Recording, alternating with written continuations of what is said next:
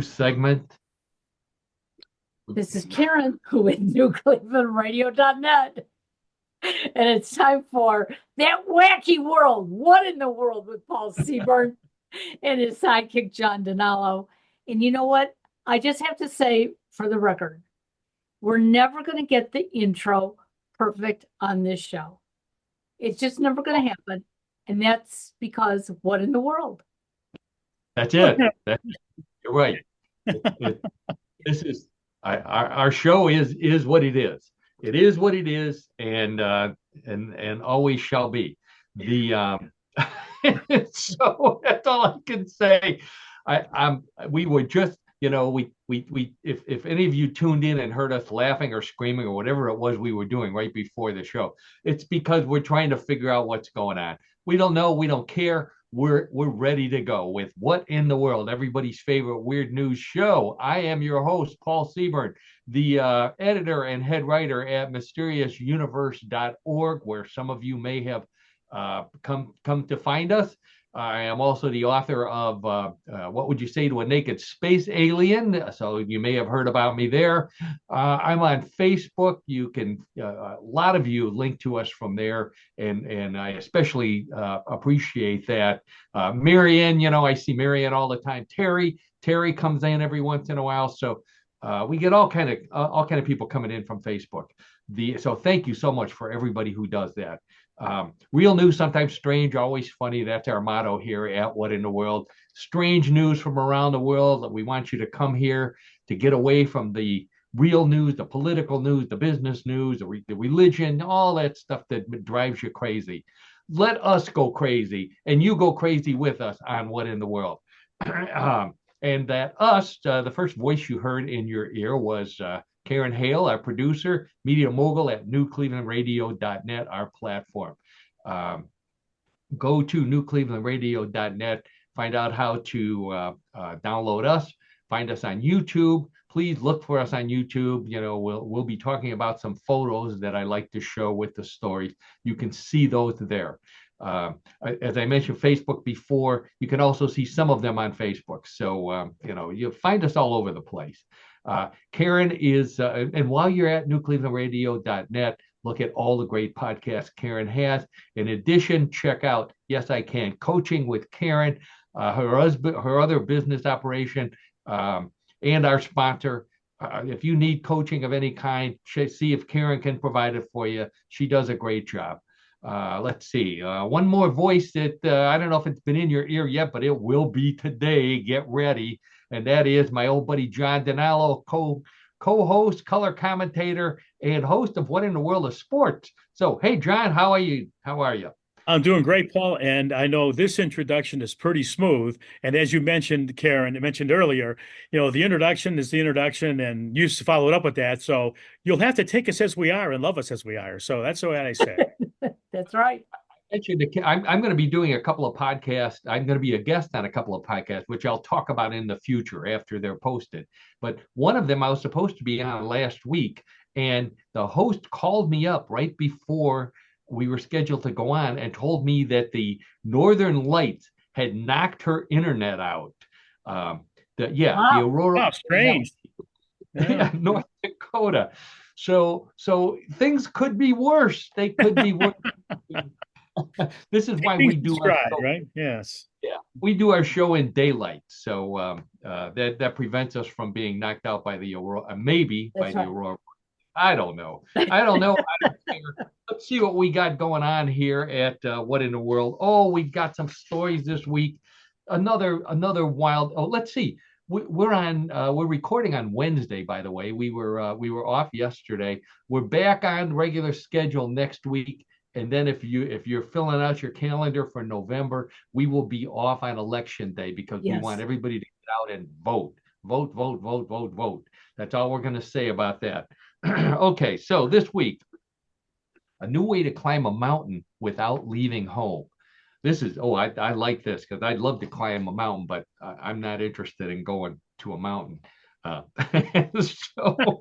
I think a lot of people would say the same thought, Paul. Well, then this is the reason why you tune in for our first story, John. Terrifying pumpkins in Ohio. Oh, this was a popular story on Facebook. You guys may not have heard this, so we're going to fill everybody in on the terrifying giant pumpkins in right down the street from us, as a matter of fact. Bigfoot stories this week, John. We've got Bigfoot harassing mail carriers in Peoria, Illinois. Wow. Ooh, this is scary. What is the world coming to? I know. Well, wait, but maybe this will solve the problem. A new Sasquatch snack from Idaho. So, tune in for that. I also have a Bigfoot story. I was in Amish country earlier this week, and I ran into Bigfoot a number of times. So we'll be talking about that as well. Not Bigfoot, but big pants in China. So we'll find out about big pants.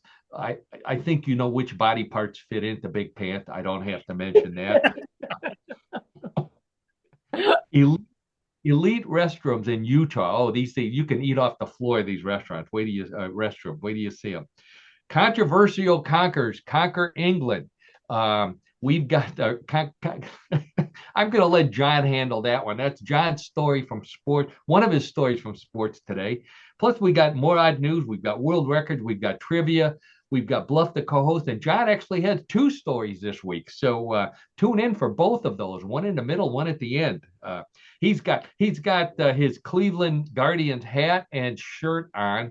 Our last final salute this season to the fabulous Cleveland Guardians who made it until they met the damn Yankees, and the Yankees have been of our existence forever, haven't they, John?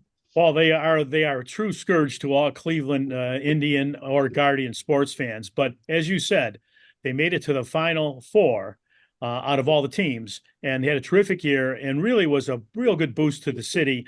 And I think also to just the overall recognition of Cleveland as being a great town. They did a fantastic job, and it was a fun and exciting team to watch. So again, kudos to them, and things are trending upwards for next year for sure. That's right. And we got the Cavaliers starting up, and we're not going to mention that other team at all. We don't need to mention them right now. No. Yeah. Everybody knows what we're talking about. We're not talking about them. Okay, let's get started with, we'll start off with a world record. So this one comes from Canada. Guy by the name of Rudy Mitchell. I want to get my photo lined up over here. Rudy Mitchell from Canada set a new Guinness World Record. There it is. There we go. Okay. New Guinness World Record for the most dogs walked simultaneously by an individual. Oh my God. He walked, 38 dogs, each one on a separate leash, which he had to hold all of them in his two hands, and he had to walk for at least 1 kilometer, which is a little over 1,000 yards. So walking, the dogs of all various sizes, no monster dogs. There's no Great Danes, but a lot of good-looking, good-sized dogs. He set a second record also for carrying the most poop bags. He had 38 pick up after the little pooches. How he said was right in the middle. He had to get them past the fire hydrant, and that they all wanted to stop and sniff.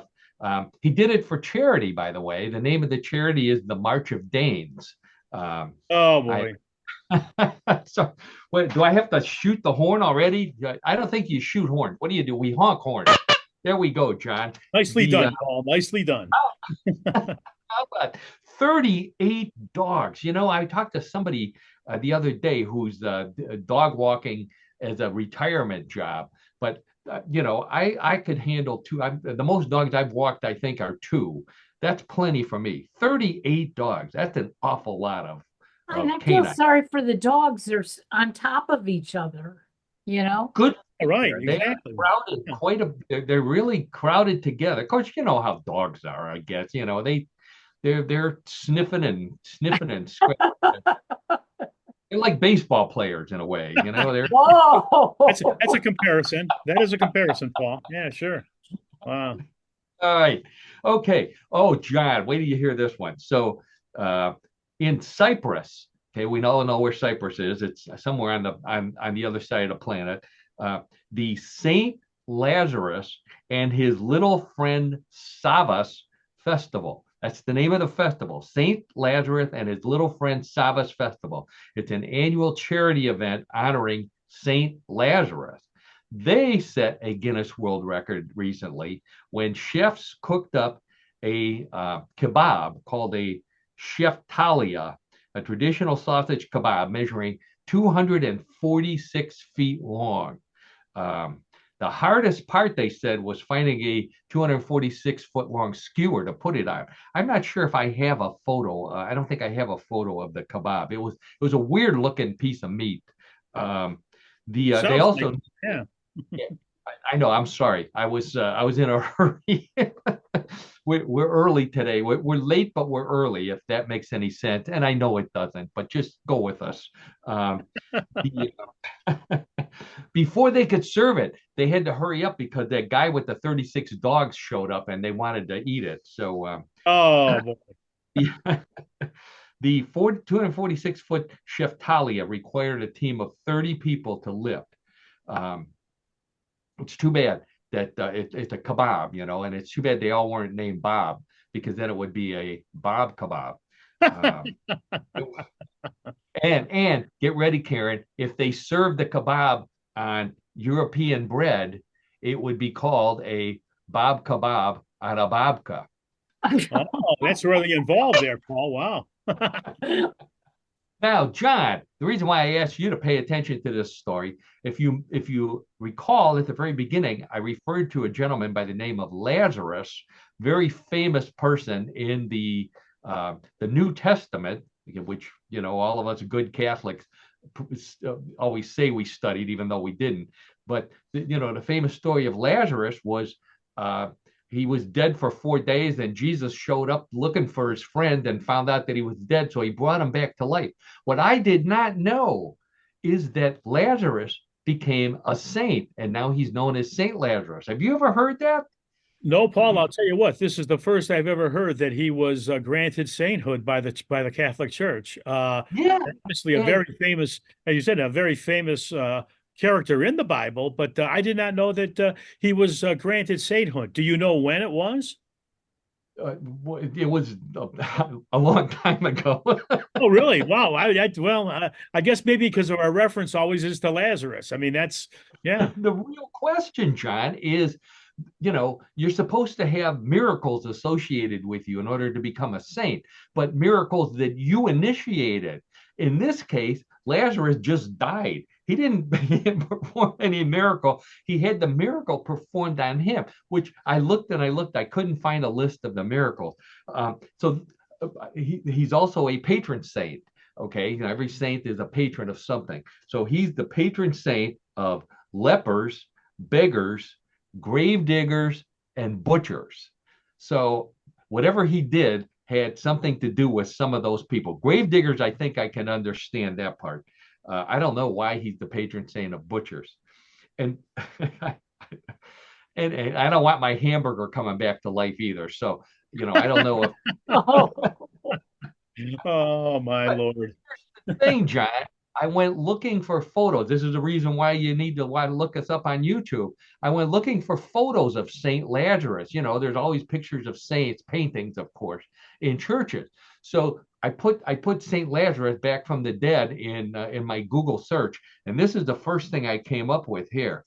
This was right after he came back from the dead.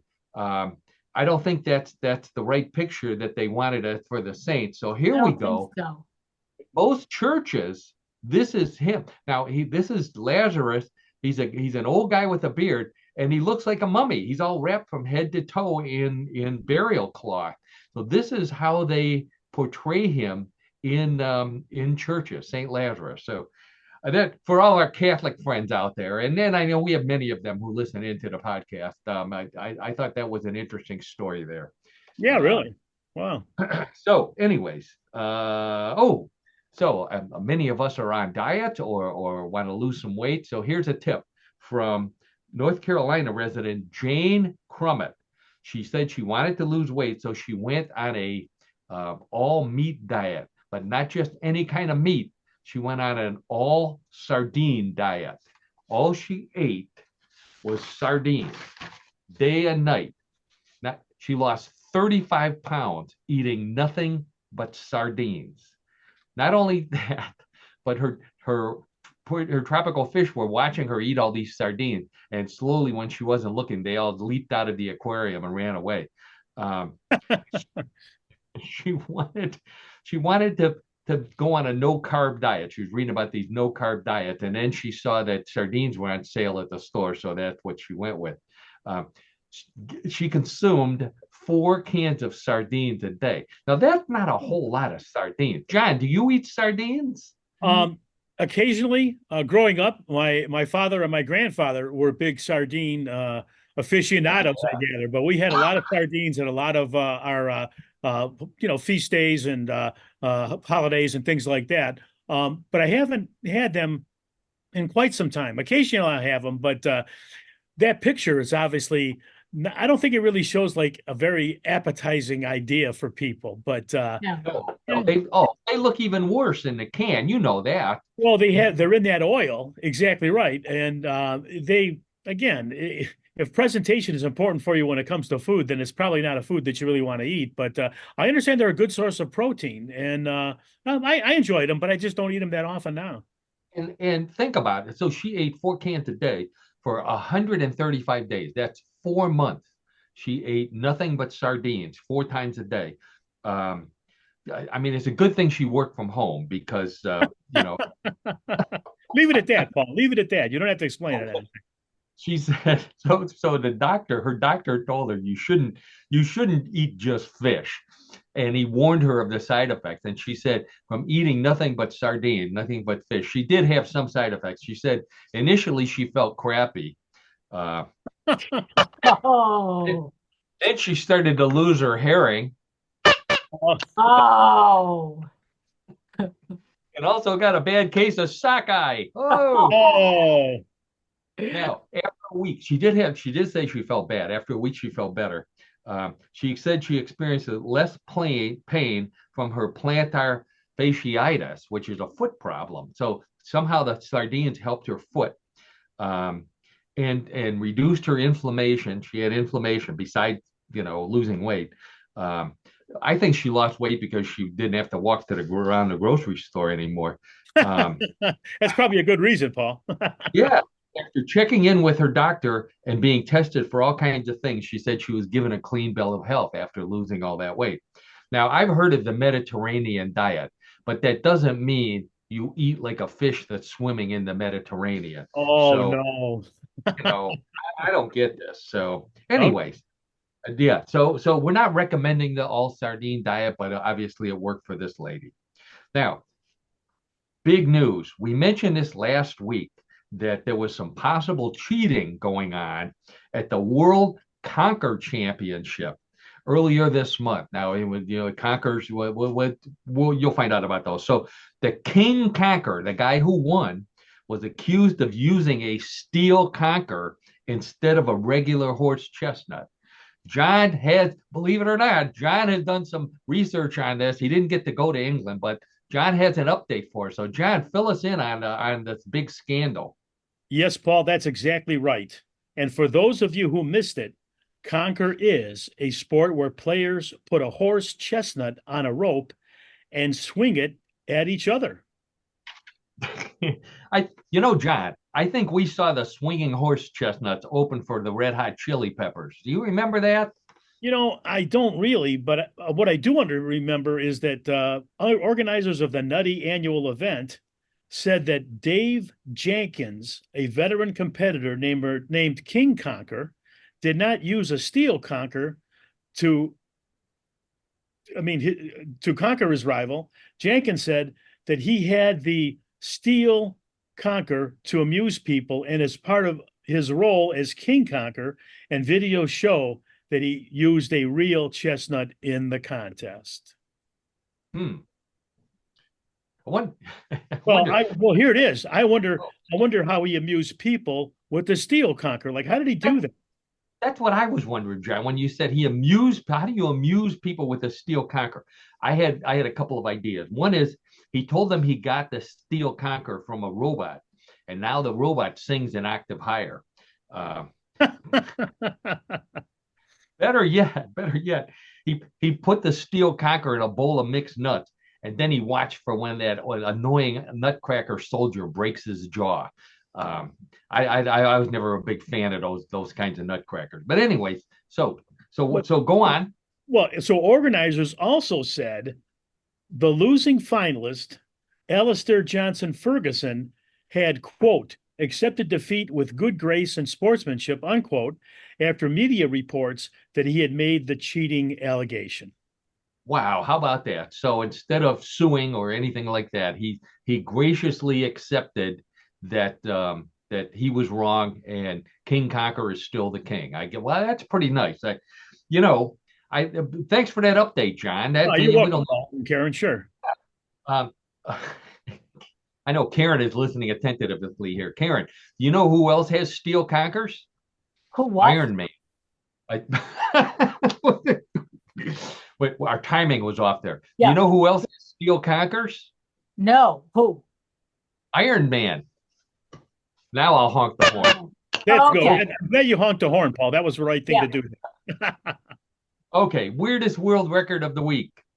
Sean Greasley of Las Vegas spent just under 23 hours going up and down the stairs of his home to break the Guinness World Record for the fastest time to go up and down the height of Mount Everest, but on his stairs. That's right. He climbed the equivalent up and down of going up to the top of Mount Everest and back down again. But instead of doing it at Mount Everest, he went up and down his spiral staircase in his house. And there's a photo of him on his spiral staircase, dressed in, half Sherpa, half mountain climber. I don't know. He looks like he's in his pajamas, but he did it and he got a Guinness World Record for it. According to his wife, he set a second record when he climbed the stairs for 22 hours and never once stopped to take the clothes basket up with him, which she had there to take up to the bedroom. So, Something right about that. yeah, when you're a husband, that's what you're supposed to do. I think I have another photo of him. Look at that nice curved staircase, a real nice staircase in his house.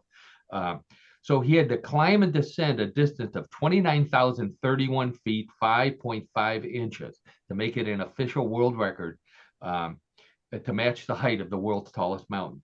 He recorded the whole thing on YouTube, and he said, and Sherpas were watching it, Sherpas in Tibet, and they said it was the funniest thing they ever saw, this goofball in Las Vegas walking up and down when he could have gone to the mountain and did it the right way like they do. So, well, let me offer something, Paul, if I can. I'm sorry to interrupt. I mean, sure. Granted, he went up and down steps. He's in a house, okay, or he's in a building. He's not dealing with the elements. I mean, frankly, to me, I guess it's a record, but I don't know if it's a top record. Just my opinion. I agree with that. Climate control. He's not. He did add his own rules. Okay, he tried to make it a little more difficult. He said that he never touched the banister while he was on the stairs because that would be, there's no banister on Mount Everest. He he also should have held his breath because you can't breathe once you get up where the oxygen is thin. So I think he should have. He and then I think he should have turned off the heat and carried a bag of ice on the top of his head to make him feel cold. Don't Right. you think? Yeah, definitely. To kind of like make the conditions somewhat similar. I mean, it's a record. Let's leave it at that. Plus, to make it official, have a Sherpa walking in front of him because everybody who climbs Mount Everest has a guy from Tibet walking in front of them to make sure they make it up there. So that's my understanding too. Right. Yeah. That's one of those things. Anyways, okay. We've got some local news for you. This was from Bay Village, Ohio, right down the street from us here, in Northeast Ohio. Police in Bay Village were called out to capture and remove a giant runaway pumpkin, which was blocking a road.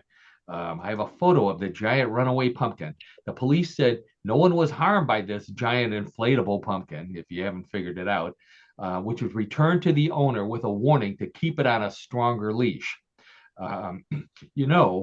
When there's a giant pumpkin in your neighborhood, you know who you call? Gourd busters. Oh, okay.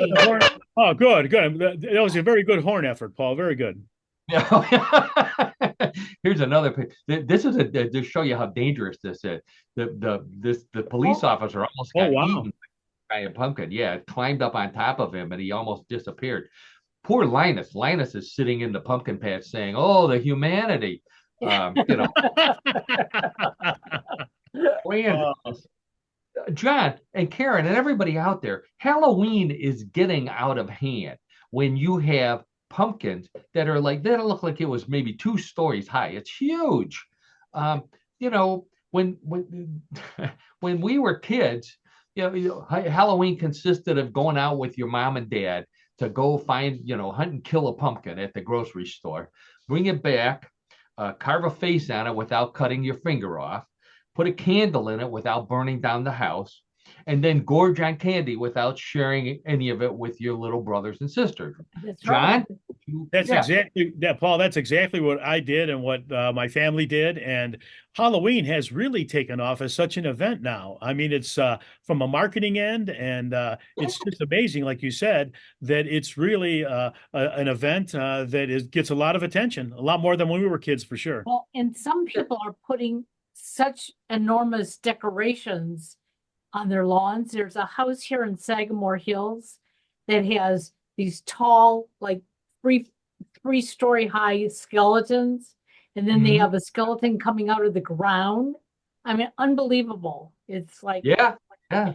Well, and we didn't have these fake haunted houses, that people go to and right. pay people. Oh, right. Here. That was something that we did not have at all, and it's very popular. Sure. Well, you know what we did have, John? You remember every neighborhood had one. It would be that old house with the little old lady with the cat.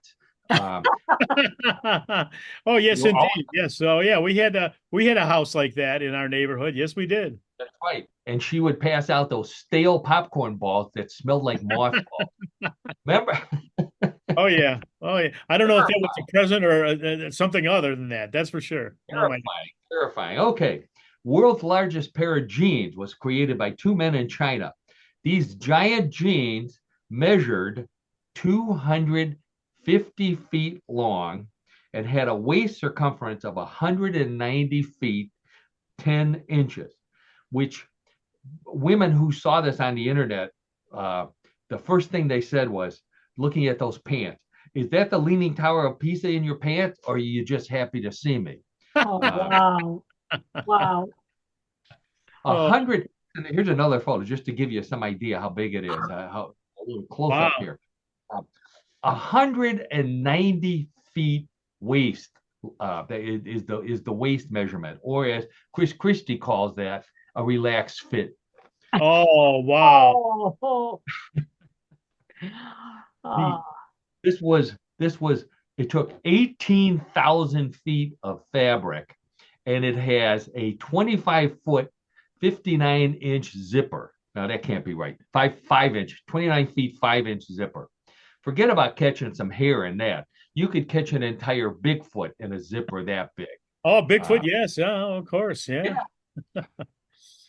And the button up on the top is 3 feet 94 inches in diameter, stainless steel button.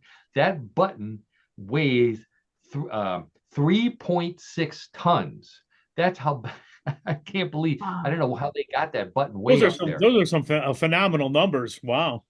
Yeah, 3.6 ton. Of course, in Texas, that was an average belt buckle. But Oh, apologies to our friends in Texas. there you go. Karen, ask your son about that if he I hasn't bought a will. Texas already. Okay, this was a big story on Facebook this week.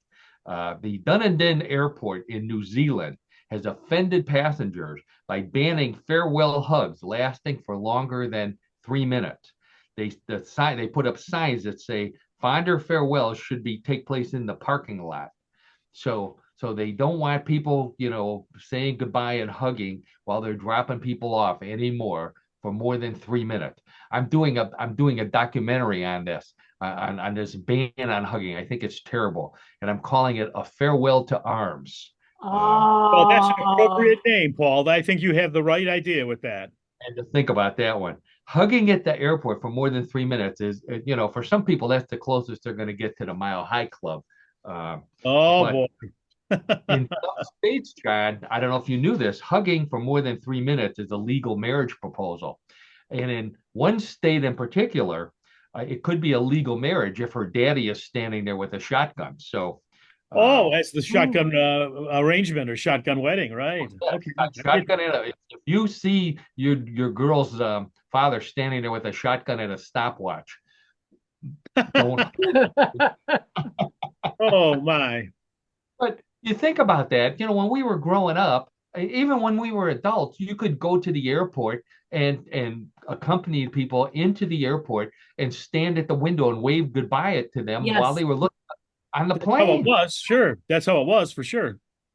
Yeah, it's terrible. So anyway, so I thought that was an interesting story there. New Zealand is where that's at. Okay, another popular one. The winner of the 2024 America's Best Restroom Contest is a Maverick service station located near Salt Lake City International Airport in Utah, noted for its commitment to cleanliness. There's a photo of it right there. Its commitment to cleanliness and comfort, sparkling fixtures, spacious stalls, and fresh amenities. Um, it, this is a photo. It's a beautiful, beautiful restroom. It looks like a museum. It's fabulous. It really is. It looks very clean. Now, so that's the top one. At the bottom of the list of worst restrooms is a tree behind a roadhouse in Texas where the owner lost the key to the restroom. So again, Karen, ask your son if he's found that one yet. I will. Yes. So in this is in Utah, so it's a Mormon restroom. So if you're in the stall and you lock the door, somebody's going to be knocking on it or trying to ring the doorbell to get you out there. I don't want to offend any Mormons out there. Don't forget, I just did a whole big long bit on Catholics. So Equal time, right? Equal time. there you go, John. I think that they should bring back restroom attendants instead of making fancy restaurants like restrooms like this. Bring back restroom attendant, which keeps the creepy people off the streets and gives them a job. Hey, wait a second. What? Oh, I'm sorry, John. Did you do that? Were you a restroom attendant while we were in college? I don't remember that. I do remember the few times I went to restrooms where there was an attendant. To me, that was something that was way different than what I was normally Yeah. experiencing, if you will. Yeah. Isn't that freaky? Karen, did they have women in the women restroom attendants in women's bathrooms? Yes, they did. And they would have cologne in there that you could use and spray and different things. Wow. Yeah. I know. All the restrooms that I went to that had a male attendant, all they had was air air freshener, and that was it, air freshener. Yeah. Not much more than that. Oh boy. Much yet. Okay. After over 70 years, oh, this was an interesting story here. After over 70 years of delivering newspapers in Cumbria, which is in England, 82-year-old Joe Wardman retired as the world's oldest paper boy. There's a picture of him. He's riding his bicycle. He had to switch to an electric bike, but he still rode his bicycle every day and delivered papers to people on his route. So he's the world's oldest paperboy. In honor of his long service, stores in Cumbria said that they will still allow him to pay for everything with coins because, how else does he get paid but coins? With his retirement now, there's no one left in England who knows how to use one of those paperboy money changers. Remember those? I remember those. I mean, I was a paper boy, and sure, I used them every time I was going out to collect money. Sure. I thought you did, John. I have a photo here of what's his name again? Joe. This was when he first started. So that was 50 years ago Wow. with his first bicycle. Yeah, delivering papers there. And here's one of those money changers. Do you think you could still? And in fact, here's what I was going to ask you. Since you never throw anything away, do you still have your money changer? I have to make a confession. I absolutely do. And much to my wife's chagrin, she will always ask me, John, why do you still hold on to that? I said, well, I hold on to things. So again, I have a hard time tossing things out, but that's very similar to the one that I used to use for many years when I was a paper boy. Sure. I should have sent you a text to have it ready for the show. Oh, Then you you know could what? I'll have to try to go in the back and dig it out. It'll probably take me a while to do that, but that's the truth of it. That really is. Oh, buried under John, all of John's paraphernalia back there somewhere. Okay. I'm I thought it was like part of your uniform, wasn't it? You had that. I don't know. Did you carry a bag or did you pull the red wagon to deliver no, papers? I did both. I would carry a bag during the weekdays, and then my brother and I would actually deliver papers with a wagon. But when I would collect on Saturday afternoon. And my father told me, he says, John, here's a good idea for you. When you go to collect, go to the houses at around a certain period of time so that people will have the change ready for you. And sure enough, Oh, that really did work. And yeah, I mean, it was the method to work and do it. And thankfully, at 6 o'clock in the morning when you're delivering a paper, you didn't have to be in a uniform. At least I didn't have to be. So yeah, yeah. Well, our paper boy in our neighborhood, I was never a paper boy, but our paper boy in our neighborhood used to carry a baseball bat. So it didn't matter when he showed up. He just, yeah, he's going to collect one way or the other. That's right. that's right. So everybody paid on time. It was amazing. Okay, so we got a couple of Bigfoot stories this week. Interesting stories in the Bigfoot news this past week. So the first one comes from Peoria, Illinois. Um, so a truck driver was delivering mail for the U.S. Postal Service. So he was driving one of those big, long U.S. mail semis on a 20-foot long truck on a rural central Illinois road. And he claims that he saw a huge creature alongside the road that he believed to be Bigfoot. So, he's a mail carrier. So, he sees Bigfoot. For the first thing, he's shaking in his short pants because he has nothing to protect himself but a can of mace and his leather bag, maybe to swing at a Bigfoot. So he claimed that I think I have a so I don't think that Bigfoot was a mail carrier, but there are places where Bigfoot is a mail carrier, and I have this poster here from I don't know where it's from, but it's Bigfoot delivering the mail, and it says, "Not all who wander are lost. Some are just delivering your mails." So A little play on words, I see. Yes. I think so. That's right. That's right. So there's Bigfoot delivering the mail. So uh, the the truck driver's name was Gary Rutherford, and he posted the post on the Bigfoot Field Researcher Organization website BFRO, which we reference BFRO all the time. And he said it was on Route 9. He said he had his low beams on, but it was still fairly dark at 6 o'clock in the morning. And he says he saw it standing on two legs with brown fur. He drove past it, and it locked eyes with him. And he said they were orange, yellowish, glowing eyes. And he realized that eye to eye, he says, even though I was sitting high up in a 24-foot truck, he was eye to eye. So he estimated it had to be 8 feet tall. So he had an 8-foot tall Bigfoot looking in the window of his truck. I don't know if I have, he didn't have a photo. He didn't have his camera ready. He didn't have his phone out. But he did stop along the freeway and he bought a big commemorative event. Here's a Bigfoot cap here.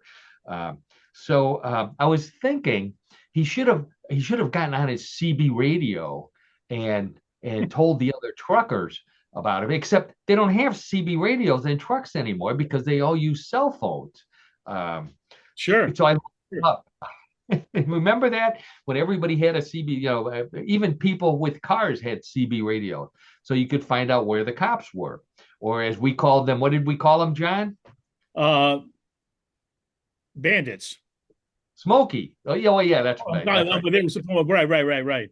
Yeah. Smokies. So I had looked up the code. You always used to say 10-4, good buddy, and all that stuff. They had actually had a code for seeing a Bigfoot on the freeway. the code for seeing a Bigfoot on the freeway was 10-100. 10-100 means I have to take a bathroom break because I just crapped in my pants. Because Oh my gosh. Oh, gee. So he didn't get a photo, but he got this Bigfoot hat.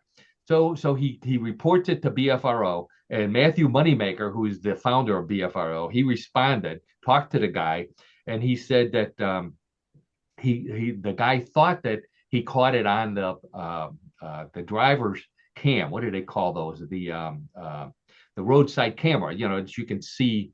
Right. Yeah. Sure. Yeah, and they also have a camera inside the truck. So he says he looked at the inside and he's had a shocked look on his face, but he couldn't see anything. So he asked his boss for the outside camera. And what his boss told him was that the only time that the drive cam works is if something happens. Either you put on the brakes or you swerve. And that triggers the camera to come on, because otherwise they'd run out of film or disk space or whatever it is to record it. So Moneymaker said he was going to put something on the Bigfoot website to notify truck drivers that if they have, and vehicle drivers have those cameras and you see Bigfoot, hit your brakes so that the camera comes on so you can see it. I thought that was interesting. Nice. It is a very interesting story, Paul. Yeah, really.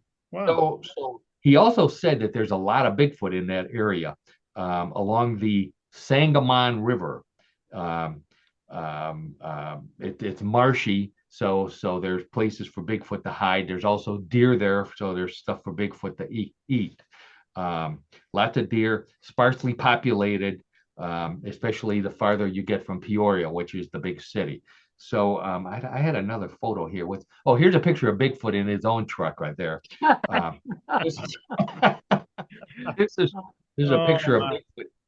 This is the actual drawing of a giant, what do they call those, monster trucks, which is called Bigfoot.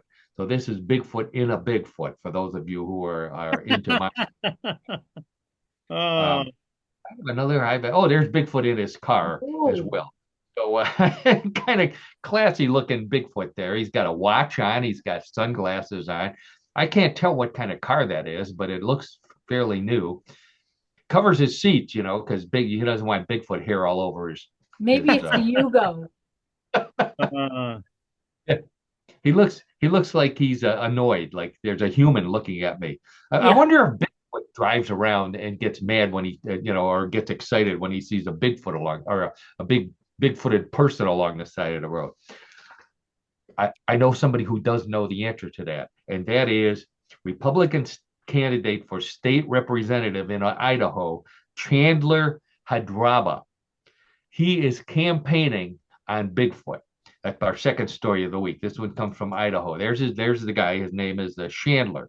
So Representative Chandler says, I really want to make Idaho #1 for Bigfoot tourism.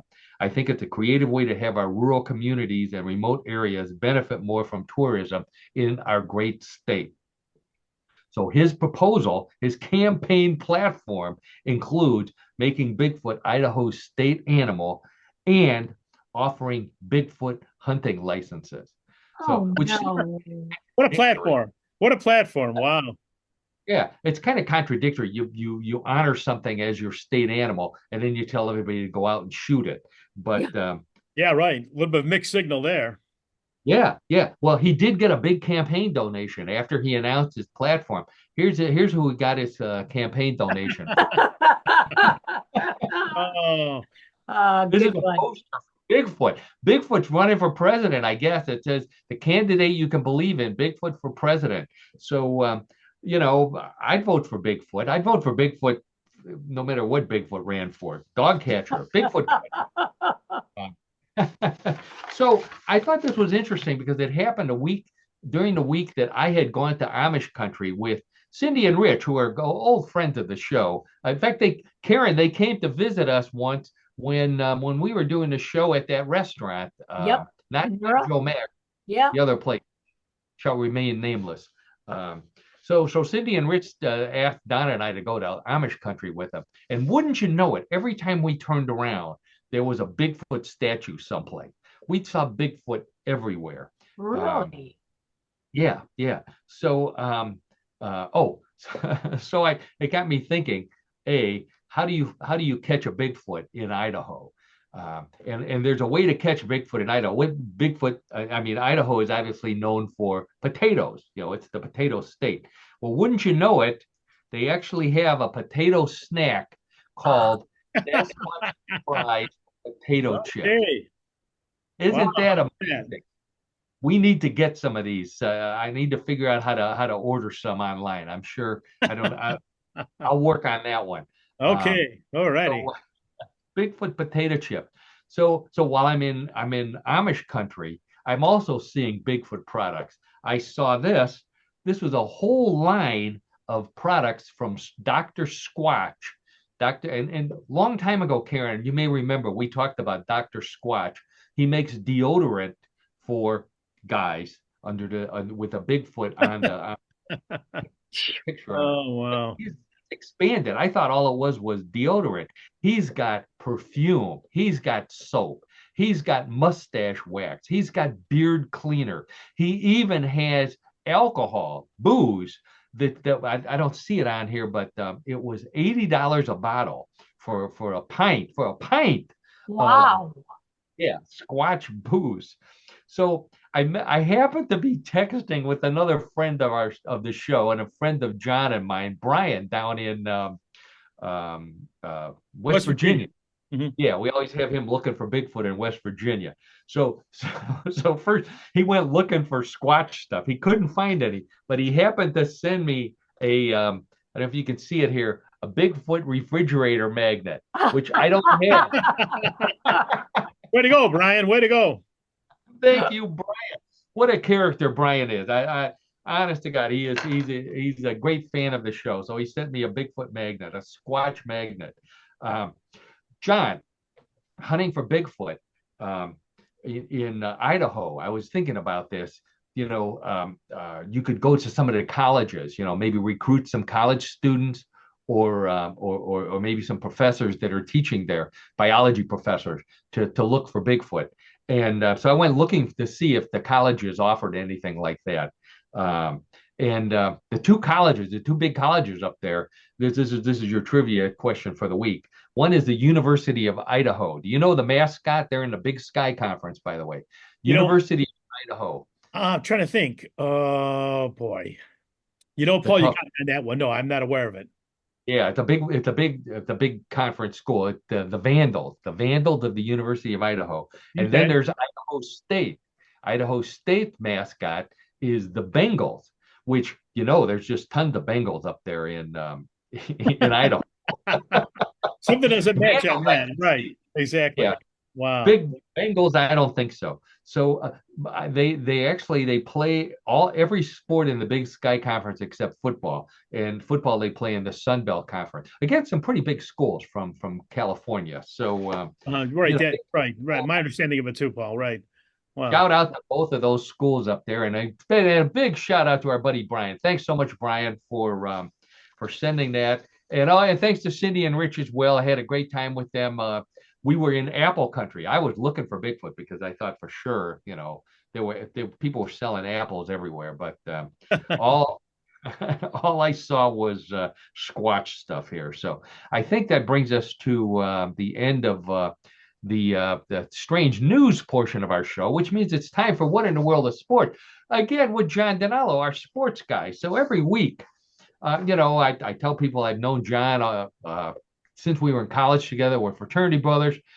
John is an expert on sports, so I said I give him the challenge. John, find us a strange sport, and John found us a sport that fits right in with our real sport. Sometimes strange, always funny. So John, let us in on your sport for the week. Oh, yeah, I will, Paul and Karen and audience. And believe it or not, I had never heard of this sport previously. And the sport this week is very unusual. And as I indicated, I don't know anything about it. And I wonder if you really have as well. The sport is hamster racing. And I'm not kidding you, it is an actual sport. So in hamster racing, live hamsters are placed in either miniature racing vehicles, hamster wheels or hamster balls. Now, the race is Hamster balls, those typically are really tiny. No, I'm sorry. Go ahead, John. no, Yeah. it's fine, Paul. But anyway, so the race is typically a straight 30 feet. For those of you that follow the metric system, it's 9 meters. Now, I mean, so the first hamster crossing the finish line is declared the winner. The world record time for hamster racing was recorded back in 2001 when a hamster crossed the finish line at 38 seconds. Now, 38 seconds to go 30 feet. I wonder 30, how fast that is right. in miles per hour. I Yeah. get my Now, calculator out here. Go that's ahead, John. yeah. Well, it's interesting because what the sport has spawned is gambling and betting online for these racing hamsters. It's become very popular in the United Kingdom. It Wow. started back in 2001 when a hoof and mouth disease epidemic canceled some of England's horse races and other sporting events.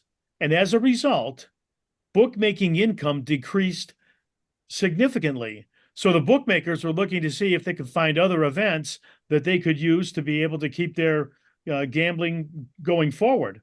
So as part of that, Is that what they came up with? Hamster racing? well, because yes, and people will gamble on anything, right? You've heard that many times, right? People will gamble on anything. So, and then what spawned off from that was professional hamster racing and was promoted across the United Kingdom.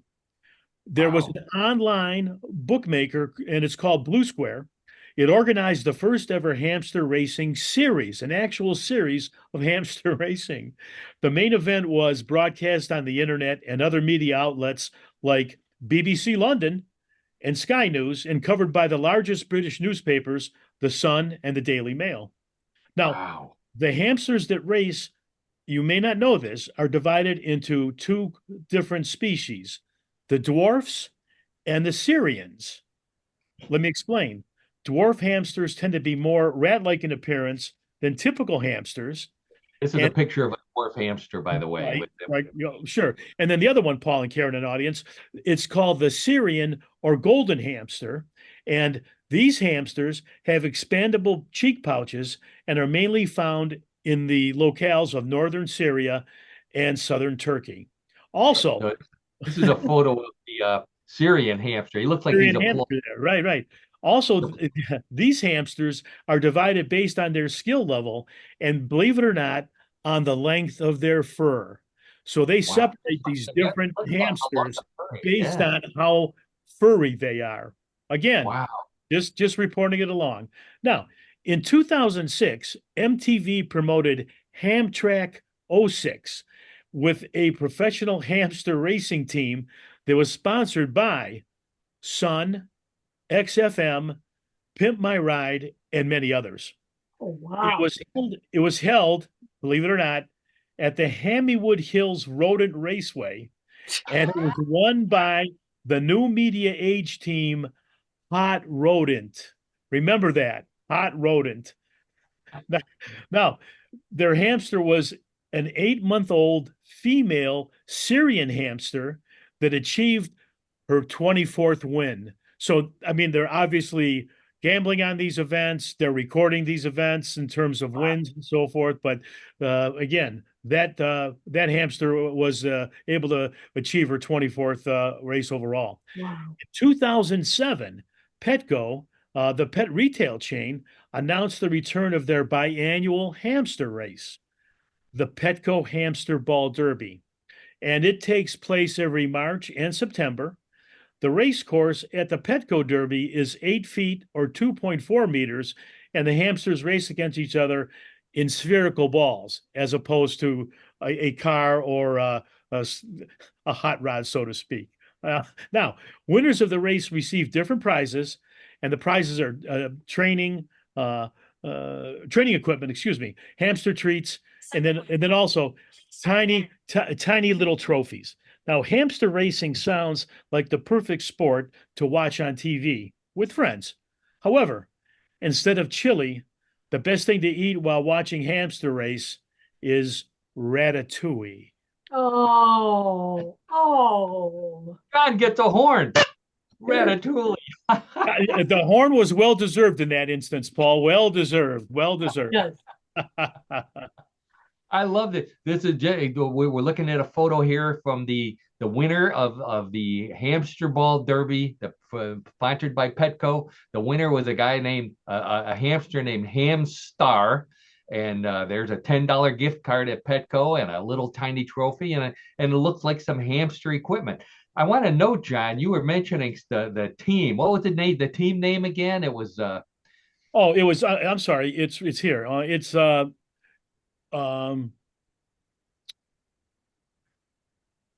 while No, you're looking it up. I'm sorry. The New Media Age team, Hot Rodent. Hot rodents. There we go. Yeah, this is from another race here, and the names of the hamsters. One is Max Verstappen, Speed Demon, Hammy Hamilton, and I love this one, Usain Bolt. What a name! All What a plays name! on words. Yeah, very nice. Yeah, yeah. So yeah, there's the trophy there for winning the hamster event. What a weird sport. That's one on me. I've never heard of hamster racing. Never even thought of hamster racing. I never owned a hamster, by the way. I've had turtles, but you don't race those either. But how about that, John? Did you ever have a hamster? No, and growing up, my brothers and my sister, none of us ever had a hamster. Well, knowing one of your brothers, I can imagine a hamster would suffer greatly. With that. My brother Bob, yeah, of course, yes, it would be a tough rapport with him for sure. Yeah, so I don't, as I said, I don't remember. I didn't own a hamster, but John, I was thinking back to our days in college and in our fraternity, and there was a time when we were talking about hamster racing. Do you remember that? I really don't, Paul. You have to help inform me on this one, please. Well, as always, one of the other fraternities challenged us to a fraternity competition, and this time they called it hamster racing. So they always put John and myself in charge, and John, being smarter than me, he was the coach, and I was supposed to be the hamster racer. So we didn't know much about the sport. So John coached me. John definitely got me into shape. So he had me in a hamster ball. Here's a picture of me, a before picture of me running on one of the hamster wheels, sweating profusely, by the way. I'm not sure what that is in my ear because we didn't have earphones like that back in the day. But that's me training on a hamster wheel to get ready for the race. And then John even found me a uniform to make me look like a hamster. So this is me at the starting line of this hamster race. Now with a hamster head on. Now, John being as smart as he is, he knew there was one thing that would motivate me, and that would be beer. So at the end of the course, John put up one of those hamster bottles, a life-size, human-size hamster bottle full of beer. So I remember that now, Paul. Yeah. That's a clear beer. It might have been some alcohol, some clear alcohol. I'm not sure. So I know John really looked for a beer that would be appropriate for hamster racing. And believe it or not, there is actually a beer for hamsters. And I actually found it while I was looking for that. And it's called German beer. There's a picture of the beer. It's called Kornwolf Gumpener beer. Comes from Germany, and they have a hamster in a bathing suit of all things.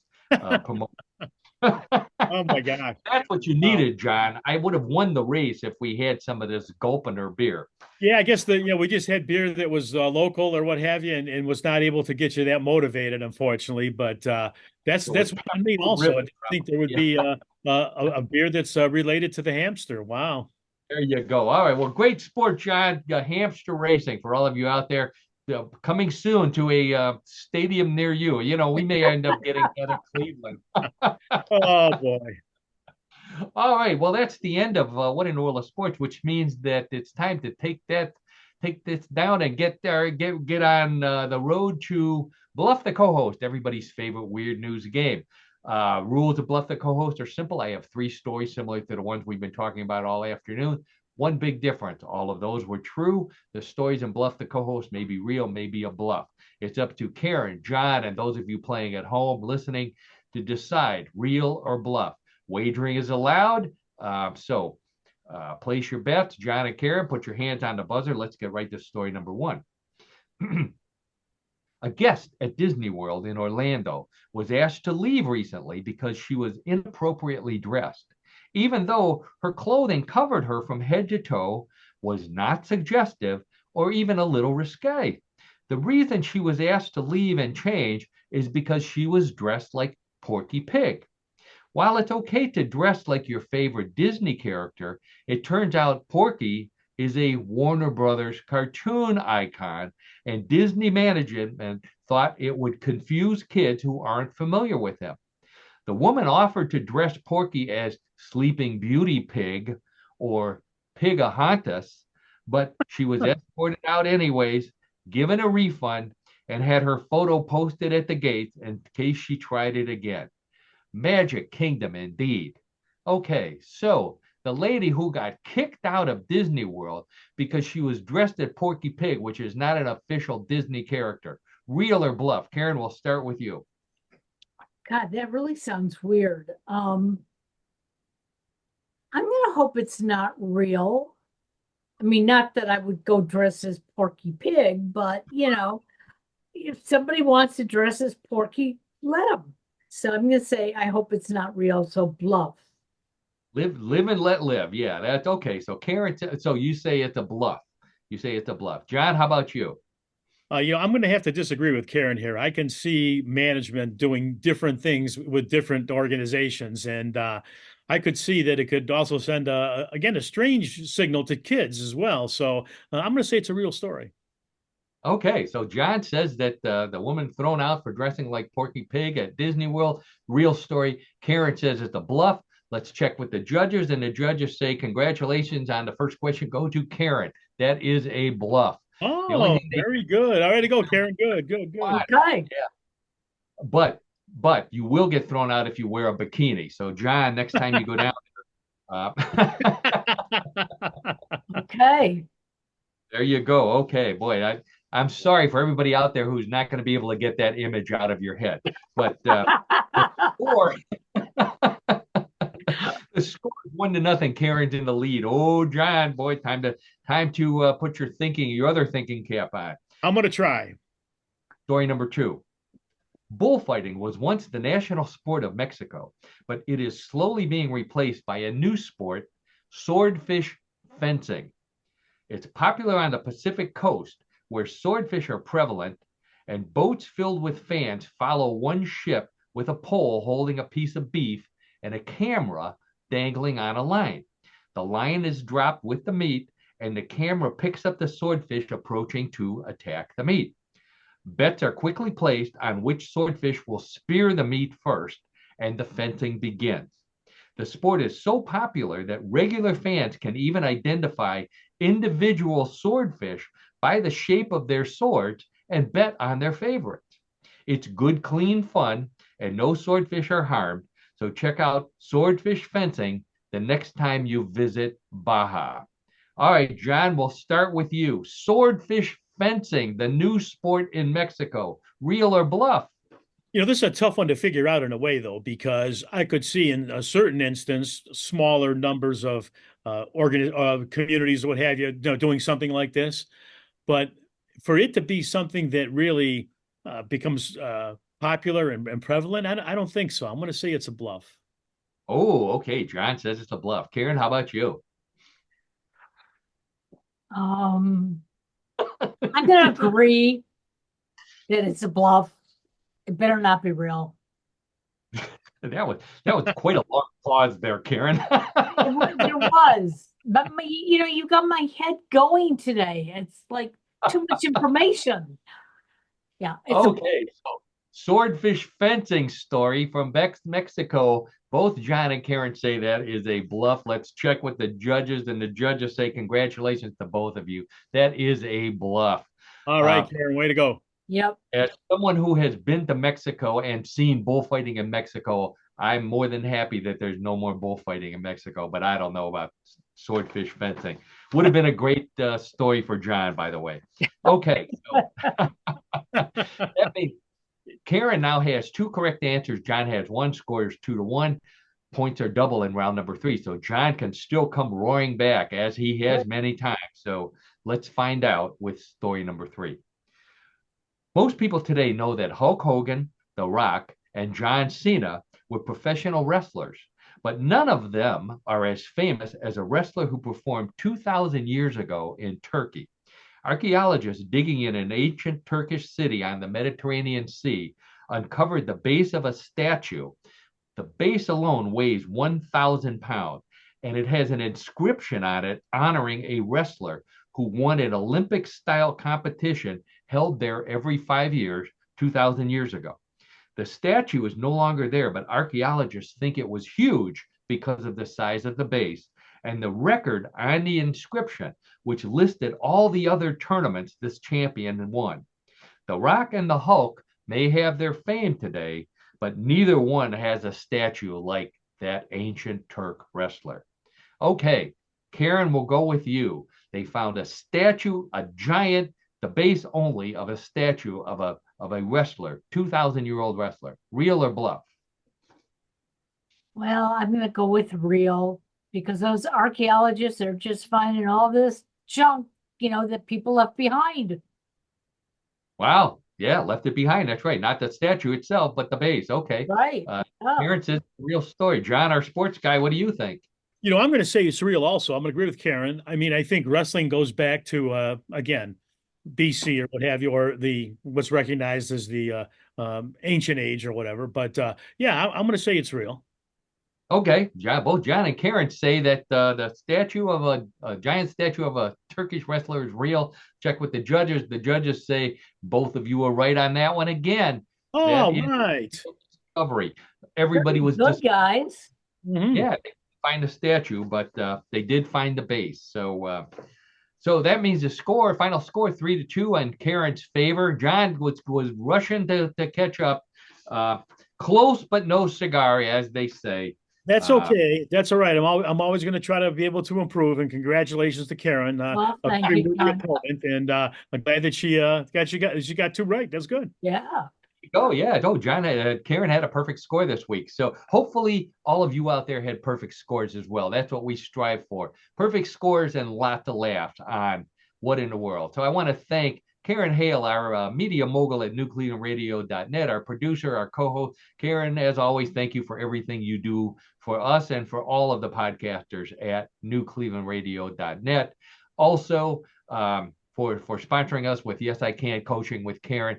If you need coaching services, if you need a podcast platform, go to newclevelandradio.net. Also, I want to thank my old buddy John Donalo for being a good sport, for being our sports guy. John, thanks again. Let's hope that we see our basketball team doing some good this week. Oh, I think so, Paul, and Karen and audience. Yeah, the Cavaliers, they're trending upward. They had a good run last year, and I know they've got some injuries they're dealing with, but I think it's going to be a great year for the Cavaliers.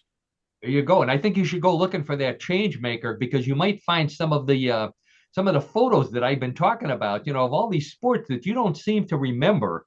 Well, believe it or not, I'm going to do that, and I'm sure that Annette is going to be very pleased to say that I'm going to look for another thing that really doesn't have any value in our house, and so I will do that, and maybe we can see if it appears in the next week or so. So people will have to watch the show to make sure see if that changer is around. So that could be a new segment, stuff from John's closet. That could be that could take a long time, actually. Yeah.